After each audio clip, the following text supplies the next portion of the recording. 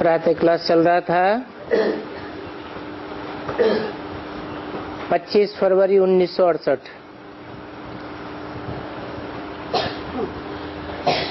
दूसरे पेज के आज में बात चल रही थी जो निवृत्ति मार्ग वाले हठयोगी आदि हैं, जो हठ योग सिखलाते हैं, उनसे कोई की गति सदगति नहीं होती है। उनसे तो और ही गिरते जाते हैं। तुम्हारी बुद्धि में है कि ये झाड़ कैसे बढ़ता है और कैसे ऐड होते जाते हैं।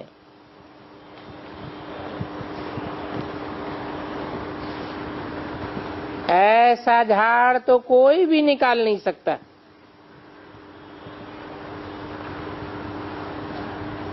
क्योंकि कोई की बुद्धि में रचना के आदि मध्य अंत की नॉलेज है ही नहीं।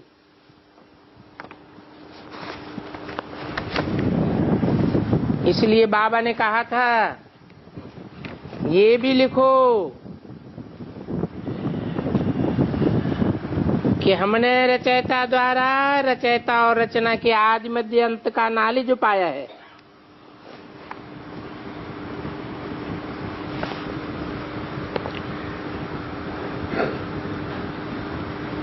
हम समझा सकते हैं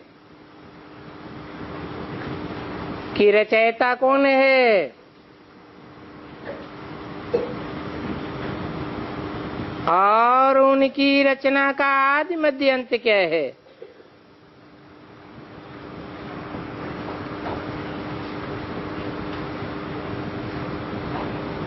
वो हठ योगी गुरु तो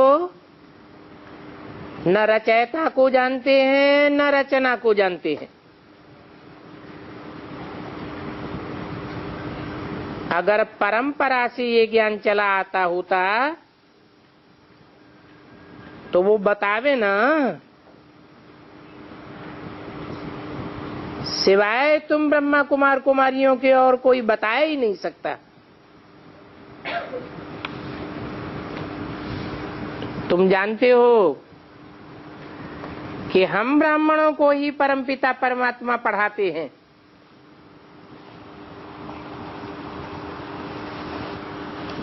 उन ब्राह्मणों को नहीं पढ़ाते हैं जो अपन को कहते तो हैं कि हम ब्राह्मण हैं, परंतु बताए नहीं सकते कि वो ब्रह्मा की औलाद ब्राह्मण कैसे हैं। उनका ब्रह्मा कहाँ है?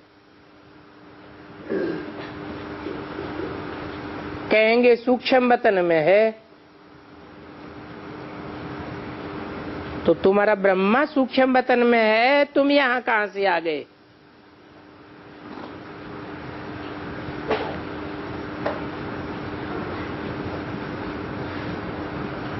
हम ब्राह्मणों का ही उत्तम ऊंचे ऊंचे धर्म है।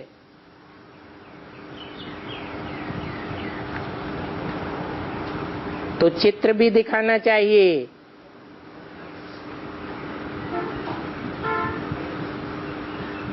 चित्र बगैर किसकी बुद्धि में बैठेगा नहीं। और ये चित्र बहुत बड़े बड़े होने चाहिए।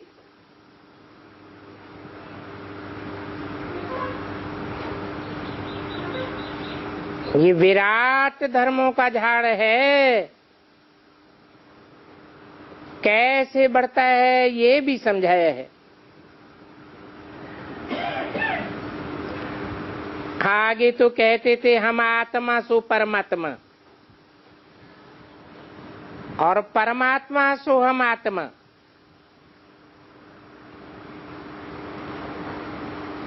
अभी बाप ने उनका भी अर्थ बताया है कि हर आत्मा सो परमात्मा नहीं होती है। और परमात्मा कोई हर आत्मा में नहीं आता है।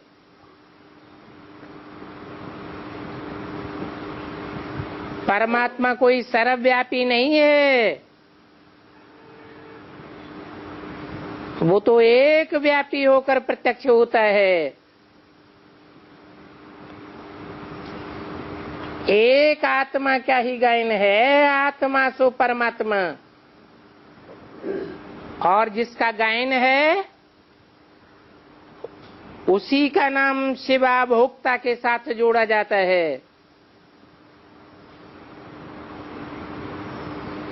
33 करोड़ देवताओं में से कोई का नाम परमपिता परमात्मा के साथ नहीं जोड़ा जाता।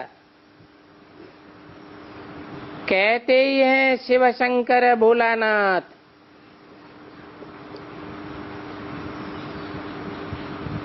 इस समय हम सभी ब्राह्मण हैं।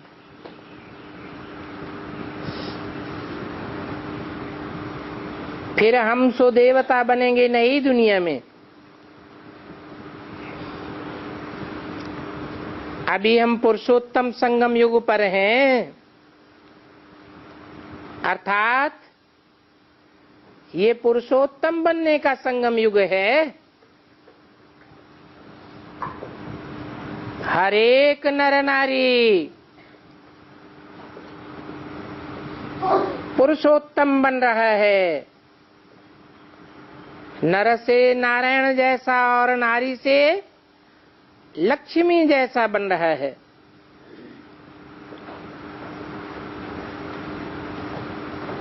ये सब तुम ही समझा सकते हो। रचयिता और रचना का अर्थ, ओम का अर्थ और हम सो का अर्थ।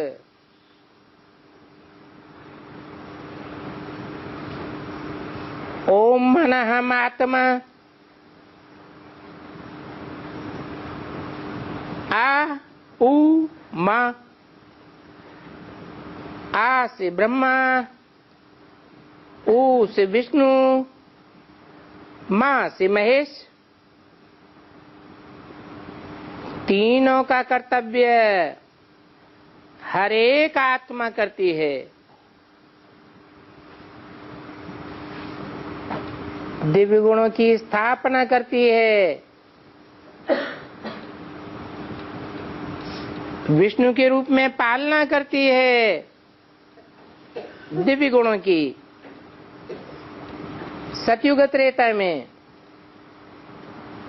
और महेश के रूप में विनाश भी करती है दुर्गुणों का, दुर्गुणियों का।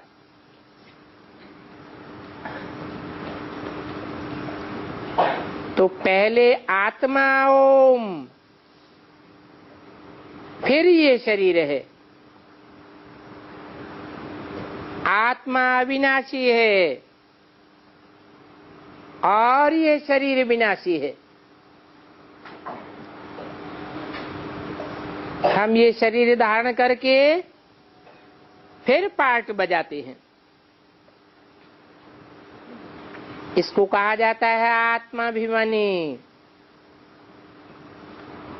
हम आत्मा ने ये फलाना नाम लिया है। हम आत्मा में फलाना फलाना पार्ट बजाते हैं।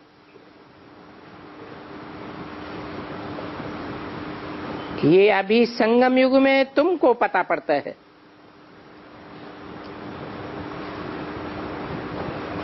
कि हम आत्मा इस सृष्टि रूपी रंगमंच पर कैसे कैसे 84 जन्म लेकर पार्ट बजाते हैं। हम आत्मा यह काम करते हैं। हम आत्मा परमात्मा के बच्चे हैं। कितना वंडरफुल ज्ञान है। और ये ज्ञान बाप में ही है। इसलिए बाप को ही बुलाते हैं।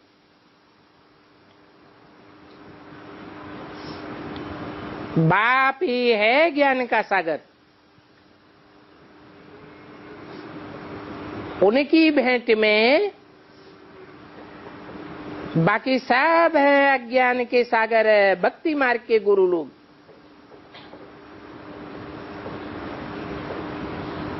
ये गुरु जब से आते हैं तो घोर अंधियारा होता जाता है। फिर जब बाप आते हैं तो घोर सोजरा हो जाता है।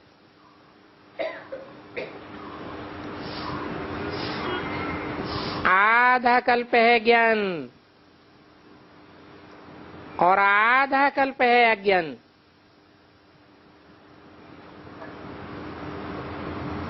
अज्ञान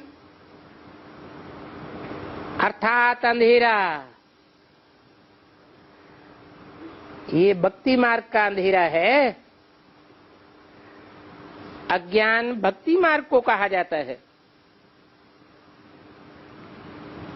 परंतु ये बात भी कोई समझते नहीं है कि भक्ति अज्ञान है, अंधश्रद्धा है, क्योंकि उनको ज्ञान का पता ही नहीं है। ज्ञान कहा ही जाता है रचयिता द्वारा रचना को जानना।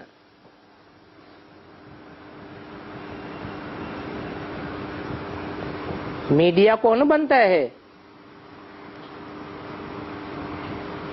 ज्ञान को जानने के लिए कौन मीडिया बनता है?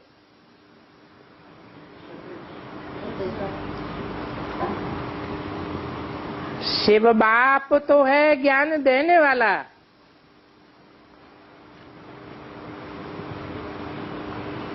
और आत्माएं नंबरवार हैं ज्ञान लेने वाली। शिव बाप को रचयिता नहीं कहेंगे।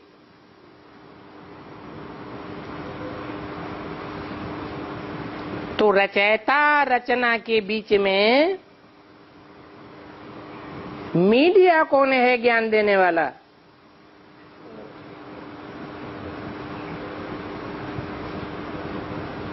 जो मीडिया है जरूर उसमें सारे सृष्टि चक्र का ज्ञान है।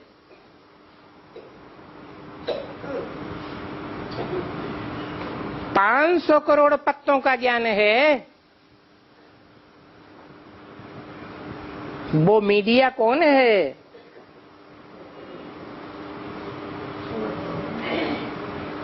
जिसमें 500 करोड़ पत्तों का ज्ञान है।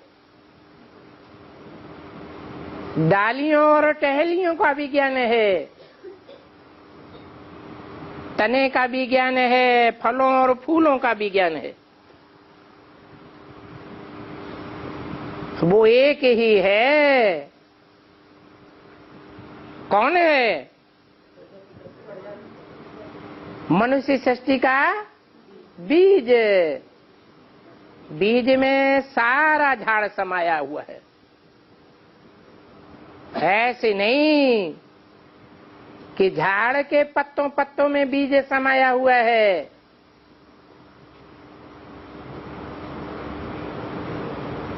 ये राज भक्ति मार्ग की गीता में भी आटे में लून मिसल है।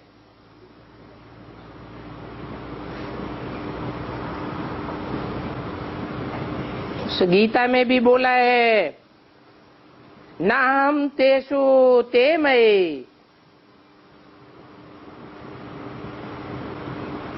मैं उनमें नहीं हूं, परंतु वो सब मेरे में समाये हुए हैं। इसलिए उनको क्रिएटर कहा जाता है। किसने बोला? शिव बाबा ने बोला। उनको किसको बोला? शिव बाबा ने बोला उनको क्रिएटर कहा जाता है। किनको? शिव बाबा ने किसके लिए बोला? उनको क्रिएटर कहा जाता, इनको नहीं। इनको माने ब्रह्मा को क्रिएटर नहीं कहा जाता। ये ब्रह्मा भी क्या है? रचना है या रचयिता है? ये भी रचना है। क्रिएटर उनको कहा जाता है जो भविष्य में प्रत्यक्ष होने वाला है। ये वाक्य कब बोला? 68 में बोला। उस समय वो रचयिता प्रत्यक्ष नहीं था। ब्राह्मणों की दुनिया में भी प्रत्यक्ष नहीं था। भविष्य में प्रत्यक्ष होने वाला है, इसलिए बोला उनको। मनुष्य समझते हैं कि क्रिएटर ने रचना रची है। नहीं, ये रचना कभी रची नहीं जाती है।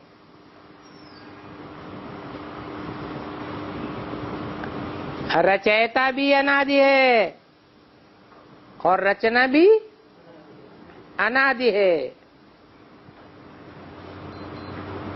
तो बाप समझाते हैं ये तो अनादि बना बनाया खेल है।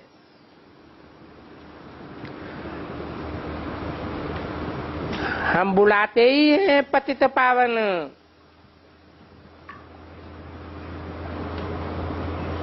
तो सब पतित हैं। ये सारी सृष्टि ही पतित है। मुझे बुलाते भी हैं पतित सृष्टि में कि आकर के पावन बनाओ।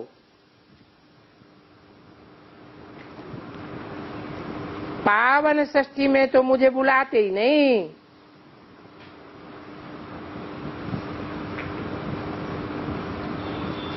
तो बताओ कि रचयिता कैसे कहेंगे? रचयिता तब कहें जब कि प्रलय हो जावे फिर रचें।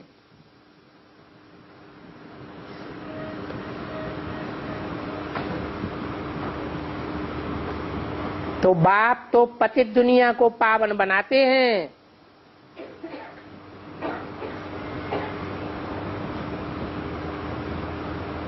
ये जो सारे विश्व का झाड़ है, उनके आदि मध्य अंत को तुम मीठे मीठे बच्चे जानते हो। जैसे माली लोग हर एक बीज और झाड़ को जानते हैं ना,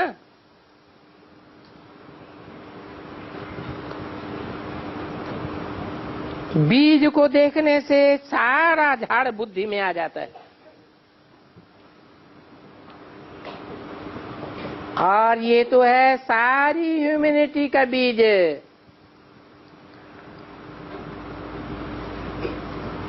उनको दुनिया में कोई नहीं जानते हैं।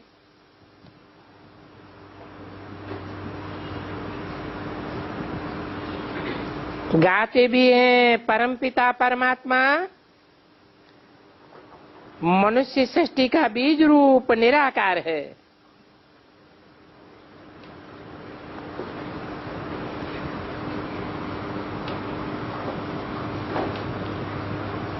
कहते हैं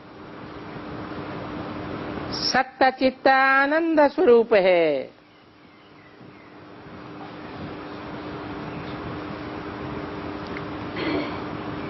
सत्य भी है, चैतन्य भी है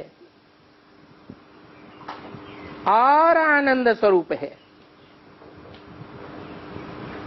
सुख, शांति, पवित्रता का सागर है। तुम जानते हो कि ये सारा ज्ञान परमपिता परमात्मा इस शरीर के द्वारा ही दे रहे हैं।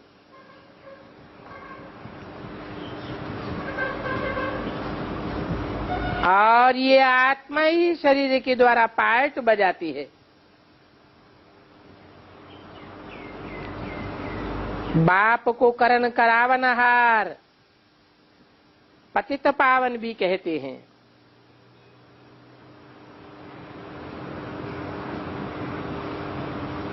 करनहार भी है, करके दिखाते हैं।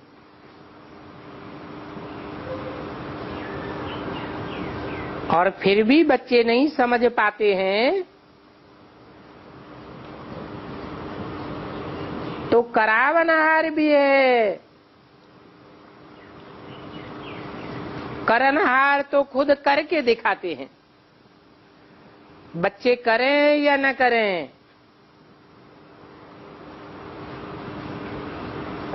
अगर बच्चे नहीं भी करते हैं तो करावनहार के रूप में भी प्रत्यक्ष होता है।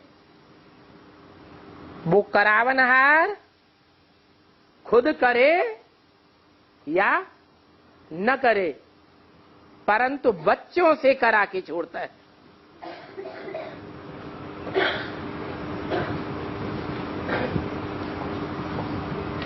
तो बताया कि वो पतितों को पावन बनाने वाला भी है और पतित पावन है। तो पतित तो इस दुनिया में ही होते हैं। कौन सी दुनिया में है? तमो प्रधान दुनिया में ही पतित होते हैं। सतयुग में पतित नहीं होते हैं। उन्होंने तो दिखाई दिया संभवामि युगे युगे, हर युग में आता हूं, परंतु मैं हर युग में नहीं आता हूं। जब कलयुग में ये दुनिया पतित बन जाती है, सारी दुनिया, तो जरूर यहां ही आवेंगे। बाकी पतितों को पावन कोई प्रेरणा से थोड़े ही बनावेंगे कि ऊपर बैठे प्रेरणा देते जाएं और पतित पावन बनते जाएं। वो तथाकथित ब्राह्मण ब्रह्मा कुमार कुमारियां क्या समझते हैं कि बाप ब्रह्मा द्वारा हमको ज्ञान सुनाकर चले जाते हैं, फिर उनकी प्रेरणा से हम पतित से पावन बनते रहते हैं।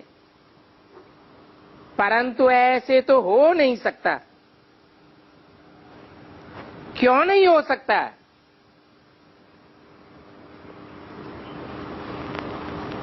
पतित कैसे बने? प्रेरणा से बने क्या? कैसे बने हैं? इस साकार सृष्टि में पतितों के संग में आने से पतित बने। संग के रंग से ही पतित बने। और एक के संग से पतित बने या अनेकों के संग से, संग के रंग से पतित बने, अनेकों के संग के रंग से पतित बने, तो उल्टा कर दो, पावन कैसे बनेंगे? जरूर एक के संग के रंग से पावन बनेंगे। ऐसे नहीं कि प्रेरणा से बनेंगे। वो एक जिसके संग के रंग से हम पावन बनते हैं,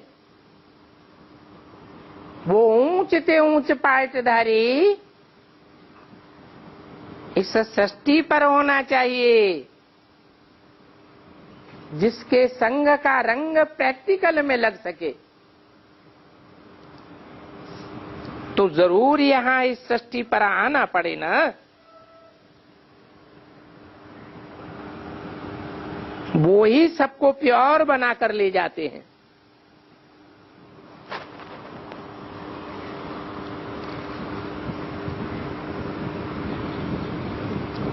वो बाप ही तुम बच्चों को पाठ पढ़ा रहे हैं।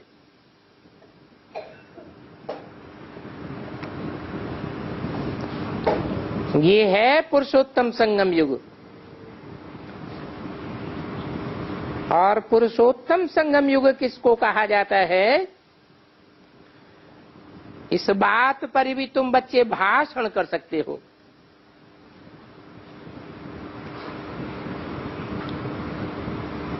भ्रष्ट किसको कहा जाता है, कनिष्ठ किसको कहा जाता है,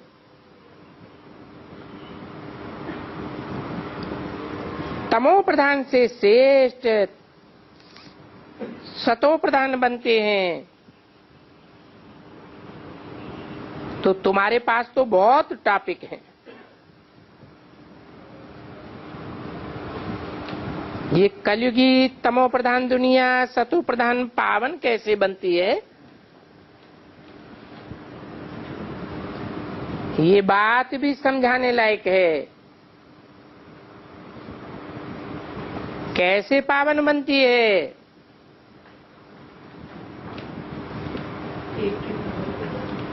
एक कौन,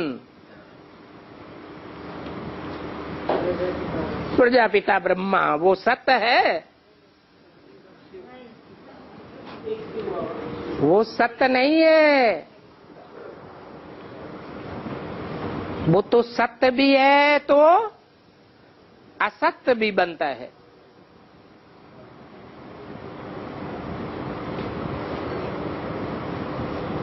इसलिए मुरली में बोला, सच्चखंड की दुनिया मेरी है तो झूठखंड की दुनिया मेरी नहीं है क्या? स्वर्ग की दुनिया मेरी है तो नरक की दुनिया मेरी नहीं है क्या? ये मेरा शब्द किसके लिए कहा गया? ये प्रजापिता के लिए कहा गया।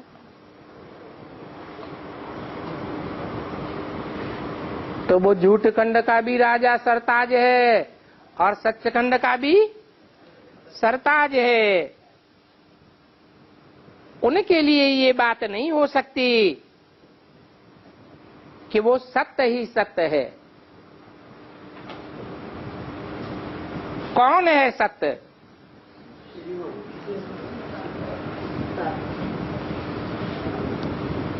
सत्य वो है जिसे अंग्रेजी में कहा जाता है गॉड इज ट्रुथ। हिंदी में कहते हैं सत्यम शिवम सुंदरम। सदैव ही सत्य है। सिख लोग कहते हैं है सी भी सत्य, हो सी भी सत्य और पहले भी सत्य था। वो कभी भी असत्य नहीं बनता है। झूठों की दुनिया में आता है। झूठों के सरताज में प्रवेश करता है। कौन है झूठों का सरताज? अरे असली नाम बताओ। भक्ति मार्ग में प्रजापिता ब्रह्मा कोई नहीं जानता। भक्ति मार्ग में बहुत विख्यात है? नहीं नहीं। झूठों का सरताज है व्यास, जिसने ये ढेर के ढेर शास्त्र बनाए।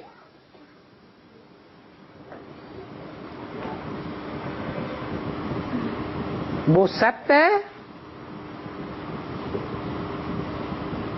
उस झूठे से झूठे में आकर के प्रवेश करता है।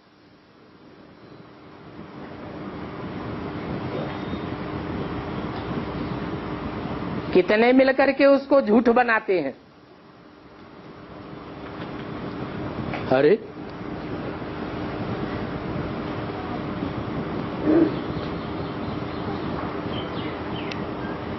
भारत में कन्या होती है, शादी करती है और सत्य में रहती है तो सती कही जाती है। सतीत्व व्रत धारण करने वाली कही जाती है। और विदेशों में वही कन्या सत्य को धारण करने वाली रहती है या अनेकों शादियां करती है, तो झूठी हो गई या सच्ची रही? झूठी कही जाती है। तो वो झूठों का राजा है। सतयुग के आदि में सच्चों का राजा था।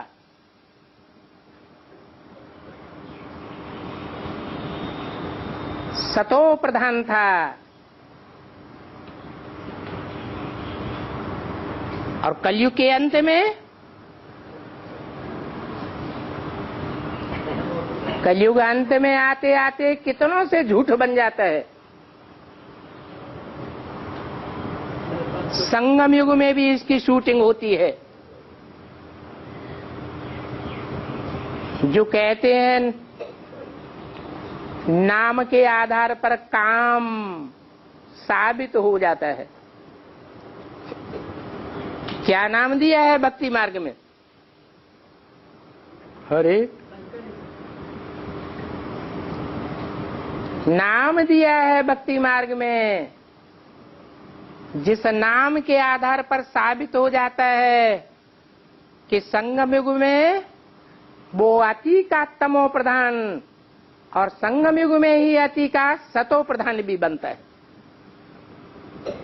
अति का काला और अति का गोरा क्या नाम पड़ता है? अब याद आया।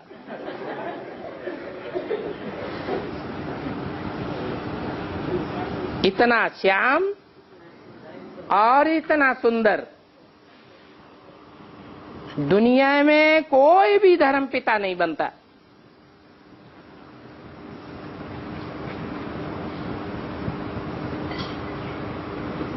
तो बोला ये कलयुगी तमो प्रधान दुनिया सतो प्रधान पावन कैसे बनती है, ये भी समझाने लायक बात है। परंतु बंदर बुद्धि कुछ भी नहीं समझते हैं।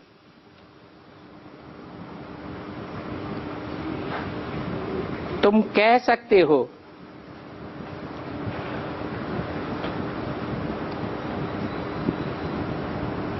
कि सर्व का सदगति दाता एक ही बाप है।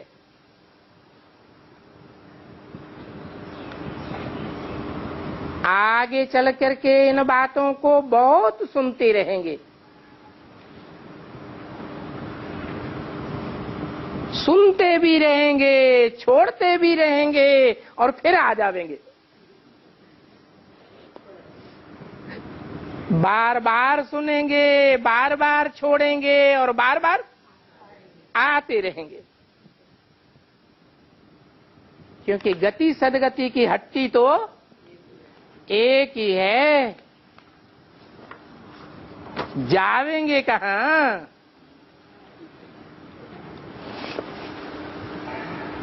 पच्चीस 268 की वाणी का तीसरा पेज। सर्व का सदगति दाता एक ही परमपिता परमात्मा शिव है।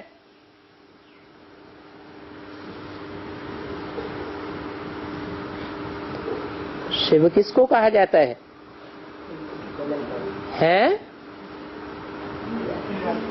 शिव उसको कहा जाता है जिसकी बिंदी का ही नाम शिव है, उसके शरीर का नाम नहीं है। तो क्या वो एक ही बिंदी परमपिता परमात्मा शिव है?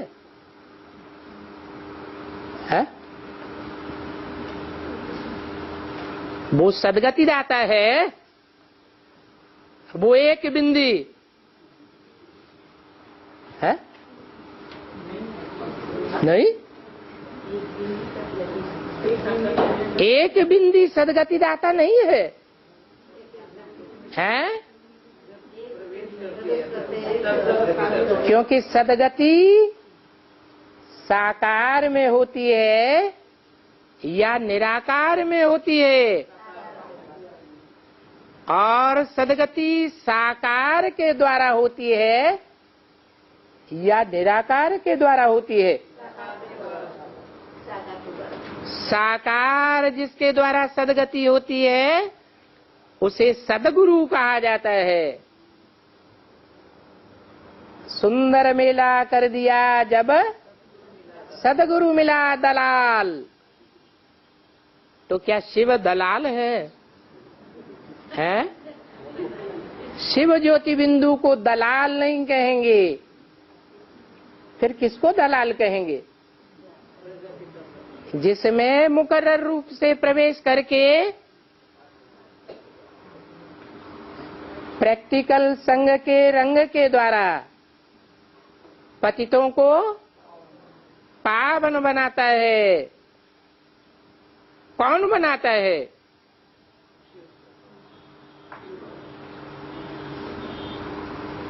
पावन बनाने वाला कौन है? जिसमें मुकर्रर रूप से प्रवेश करता है। तो दूसरा हो गया कि एक ही है? अरे शिव शंकर एक है या दो हैं? एक है। वाह भाई, भक्ति मार्ग में एक कह देते हैं, लेकिन भक्ति मार्ग में तो आत्मा का ज्ञान है ही नहीं, और यहाँ तो तुमको आत्मा का ज्ञान है। तो आत्मा का ज्ञान होने के कारण हम जानते हैं कि जब कहा जाता है परमपिता परमात्मा, दो शब्द हुए ना। जैसे कहते हैं शिव शंकर, दो शब्द हुए ना। तो परमात्मा परमपिता कोई नहीं कहता। क्यों? क्यों नहीं कहता? अरे शंकर शिव कोई कहता है क्या? क्यों नहीं कहता? क्योंकि शंकर बच्चा है और शिव बाप है। बाप का नाम पहले होना चाहिए या बच्चे का नाम पहले होना चाहिए? बाप का नाम पहले होता है। आज भी ये परंपरा चली आ रही है। बाप का नाम लिखते हैं और फिर लिख देते हैं एंड सन्स कंपनी।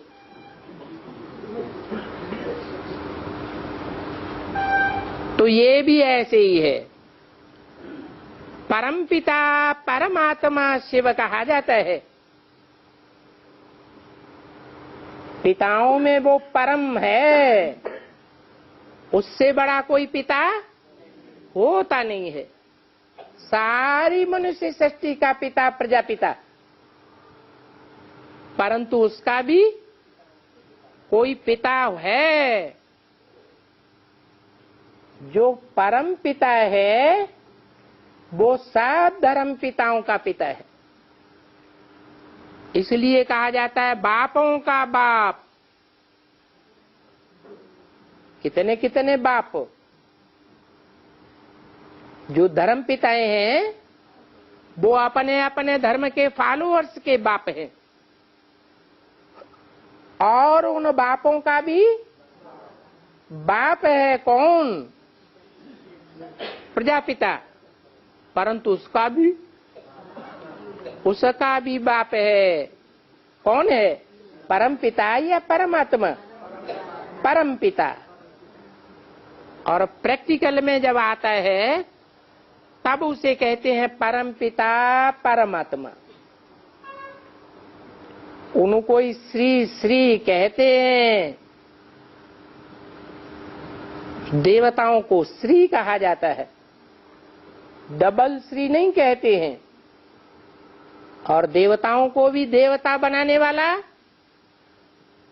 महादेव को भी देवता बनाने वाला कौन है? परम पिता, तो श्रेष्ठ ते श्रेष्ठ हुआ ना। शंकर को श्री श्री कहेंगे? नहीं कहेंगे। किसको कहेंगे? शिव बाबा को श्री श्री कहेंगे।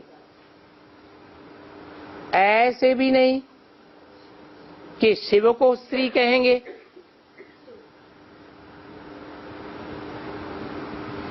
नहीं, शिव जब प्रैक्टिकल में साकार शरीर में प्रवेश करके उस शरीरधारी को संपन्न स्टेज में धारण कराता है, तब उसे कहते हैं श्री श्री।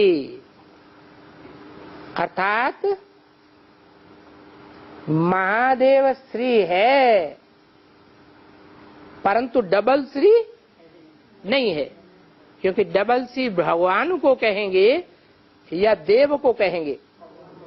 भले वो महादेव हो तो भी डबल श्री नहीं कहेंगे।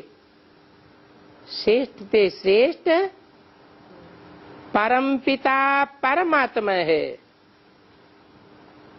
सिर्फ परम पिता भी नहीं। क्यों?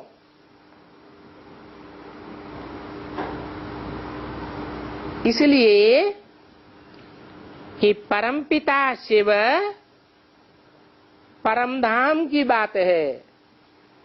वहां श्रेष्ठ और भ्रष्ट नहीं होते हैं। सब क्या है?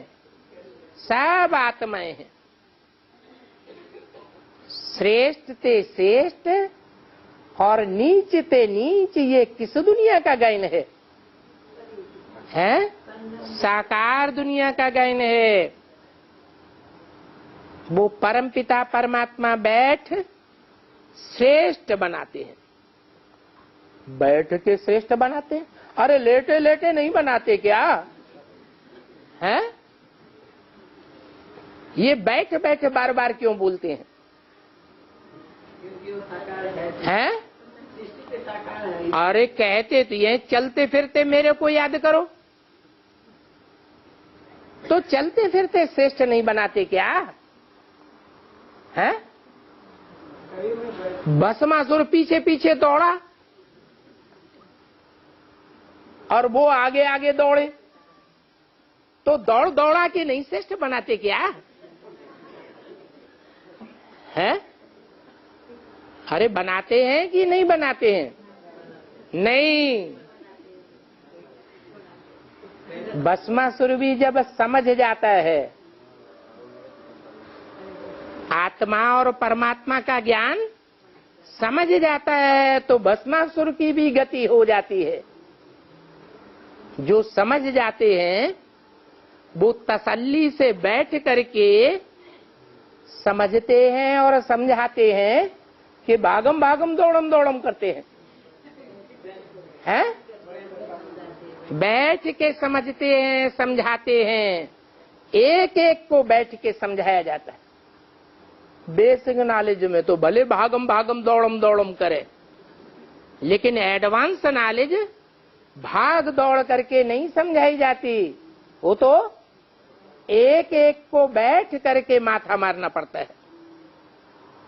इसलिए बताया कि वो बैठ करके श्रेष्ठ बनाते। दृष्टि भी देंगे तो भागते हुए दृष्टि देंगे? हैं? वो तो नहीं देंगे, बैठ के ही दृष्टि देंगे। और इंद्रियों में सबसे श्रेष्ठ इंद्रिय कौन सी मानी जाती है? आंख ही सबसे श्रेष्ठ है। आंख से जिसको देखा जाता है वो याद आता है या नहीं याद आता है? याद आता है। तो बैठ करके दृष्टि से सृष्टि को श्रेष्ठ बनाते हैं। ये है आखिरी टाइम की योग की प्रक्रिया। कौन सी? दृष्टि से सारी सृष्टि को श्रेष्ठ बनाते हैं। इसलिए जो परमपिता शिव का साकार रूप है, उस रूप को, उस चित्र को, उस फोटो को भक्ति मार्ग में जो भी चित्र दिए हैं, उनमें सबसे जास्ती चित्र कौन से मिले हैं? किस पोज में मिले हैं? निराकारी भी बैठे बैठे या दौड़ते दौड़ते? बैठे बैठाए चित्र मिले हैं। ये है श्रेष्ठ सदगति। क्या? कौन सी है श्रेष्ठ सदगति? जो अंतिम समय में दृष्टि से सारी सृष्टि को श्रेष्ठ बनाएंगे। भ्रष्ट है कलयुग। क्या? भ्रष्ट है कलयुग और श्रेष्ठ है सतयुग का भी आदि पुरुषोत्तम संगम युग। कहते भी हैं भ्रष्टाचारी हैं, परंतु जो कहने वाले हैं कि भ्रष्टाचारी हैं, वो अपन को भ्रष्टाचारी नहीं कहते हैं, नहीं समझते हैं। पतित दुनिया में एक भी पावन श्रेष्ठ नहीं है।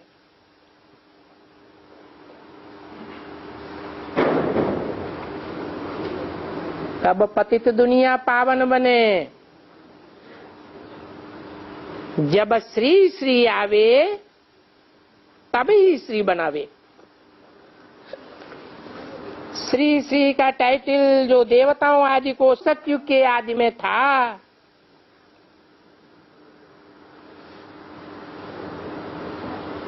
सो अंत में आकर इन्हें कलयुगी गवर्नमेंट ने ले लिया। कहते हैं ना, श्री कृष्ण, श्री राम, श्री सीता, श्री नारायण, ये टाइटल श्रेष्ठ युग के हैं।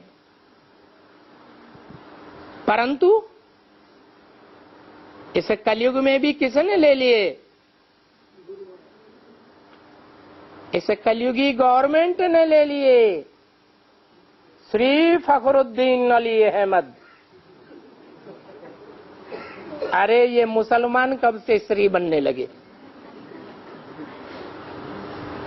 तो देखो, यहां तो मुसलमान आदि सबको श्री कह देते हैं। श्री अक्षर है ही पवित्रता का।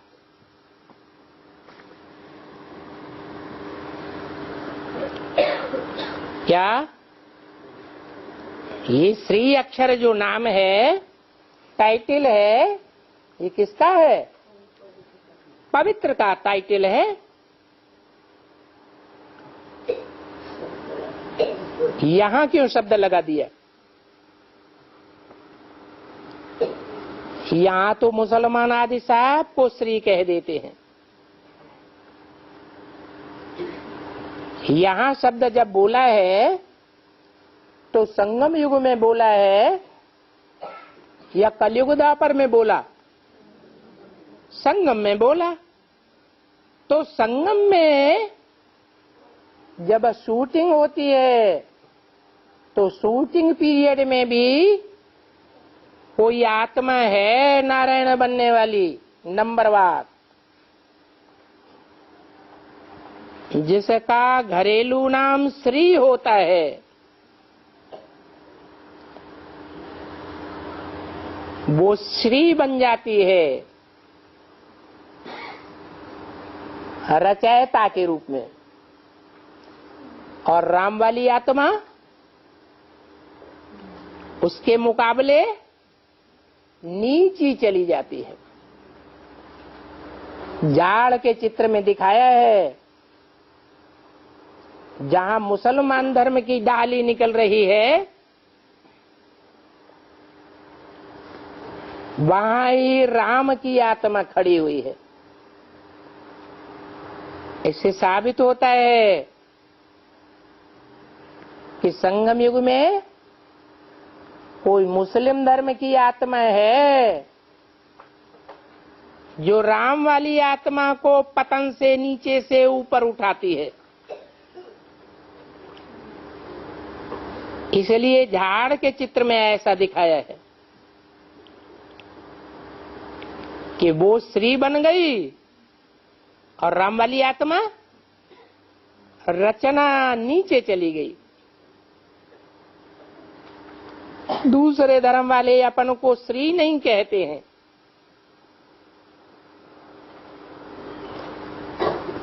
क्यों?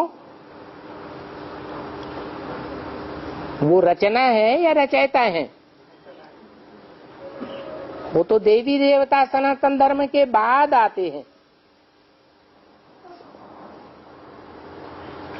तो जो आत्मा राम वाली आत्मा को बेसिक में उठाने के निमित्त बनती है,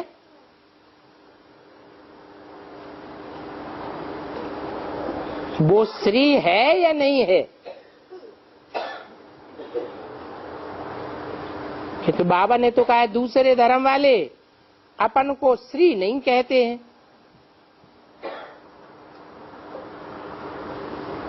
स्त्री पोप कहेंगे क्या? तो जब स्त्री पोप नहीं कहेंगे तो श्री मुल्ला मौलवी भी नहीं कहेंगे।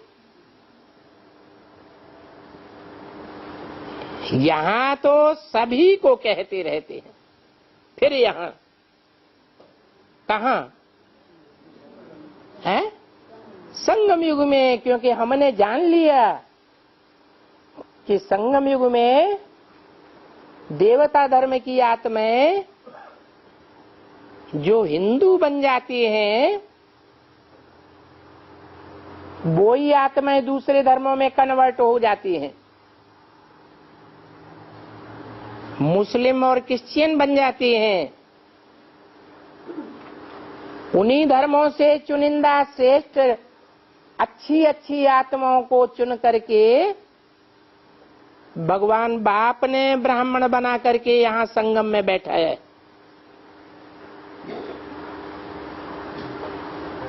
तो उसके लिए बोला, उन नारायणों के लिए बोला जो नंबरवार नारायण सतयुग में बनते हैं। नंबरवार कम कलाओं वाले नारायण बनते हैं जो द्वापर युग से दूसरे धर्मों में कन्वर्ट होते हैं। वो यहां संगम में क्या बन जाते हैं? श्रेष्ठता की शूटिंग करते हैं। इसलिए बोला कि यहां तो सभी को कहते रहते, परंतु अर्थ कुछ भी नहीं जानते कि यहां स्त्री कैसे। अभी तुम तो अर्थ को समझ गए हो कि हंस मोती चुंगने वाले और बगुले गंध खाने वाले दोनों में फर्क तो होता है ना। जो हंस मोती चुंगने वाले हैं वो परमपिता परमात्मा जो ज्ञान के मोती देते हैं वो ही चुंगेंगे या कौवे की तरह जाके गंध खावेंगे? है? कभी नहीं खा सकते। वो दूसरों से ज्ञान नहीं सुनेंगे। क्योंकि मुरली में बोला है, अगर कोई दूसरे से बैठ करके ज्ञान सुना तो कैसा ज्ञान हो जाएगा? व्यभिचारी ज्ञान हो जाएगा। दूसरे से बैठ करके ज्ञान सुनेंगे तो भी विचारी धर्मों में जाएंगे। तो कितना फर्क हो जाता है। तब कहते हैं ये देवताएं फूल हैं और वो कांटे हैं। यहां तो सभी कांटे ही कांटे हो जाते हैं। वो है गार्डन ऑफ अल्लाह।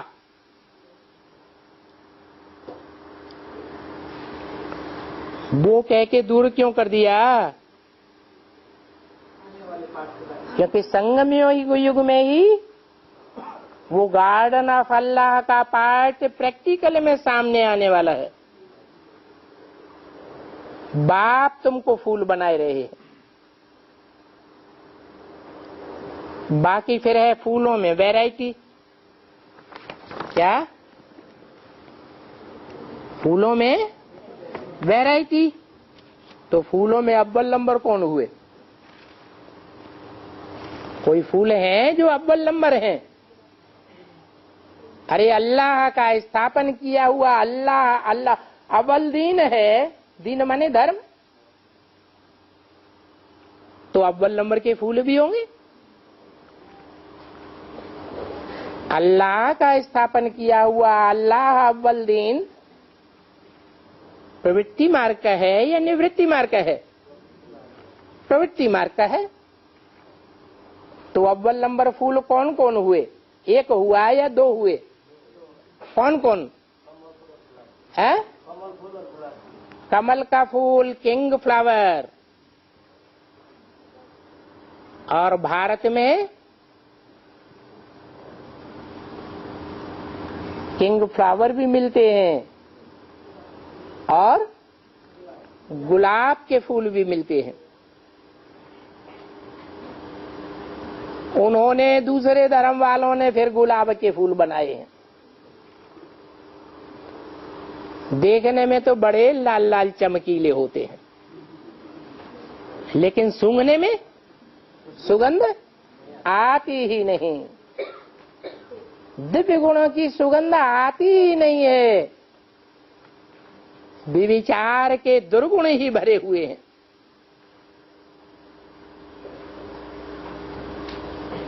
तो देखो, बाप आकर गार्डन ऑफ अल्लाह स्थापन करते हैं,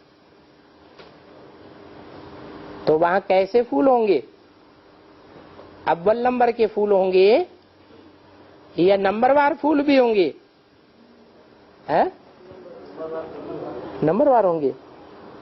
सब सूर्यवंशी नहीं होंगे, और धर्म के भी होंगे, और जातियों के भी होंगे। हैं? अव्वल नंबर के ही होंगे। ऐसा फूल तुमको बाप बनाए रहे हैं। सबसे अच्छा फूल होता है किंग ऑफ फ्लावर्स।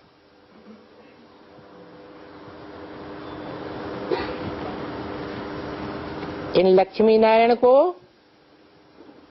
नई दुनिया के किंग क्वीन फ्लावर्स कहेंगे। तो तुम बच्चों को तो आंतरिक खुशी होनी चाहिए। इस आंतरिक खुशी को लाने के लिए बाहर से कुछ करना नहीं होता है कि पाउडर लगाओ, लिपस्टिक लगाओ। आंतरिक खुशी लाने के लिए क्या करना होता है? अंदरूनी पुरुषार्थ है बाप को याद करना।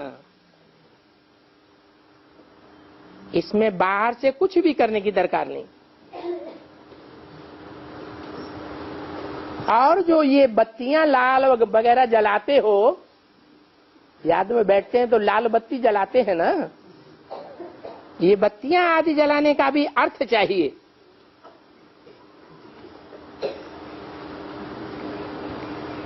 है कि सिर्फ बत्ती जलानी है लाल, ये अर्थ भी चाहिए।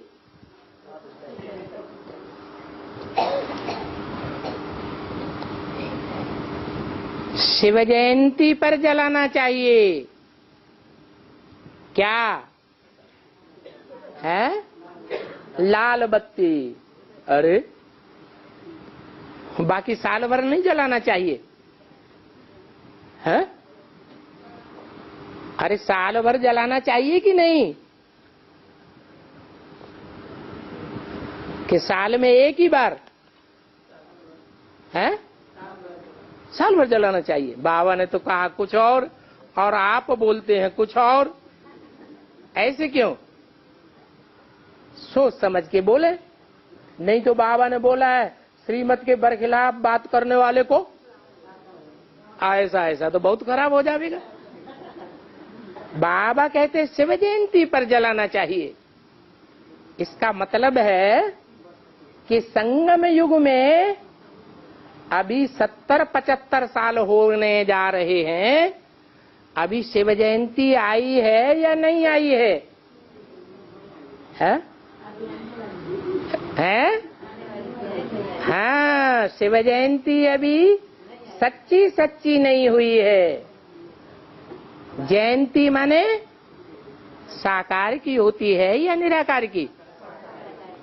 तो वो साकार सारी सृष्टि पर वो ज्ञान सूर्य प्रत्यक्ष हुआ है? नहीं हुआ है।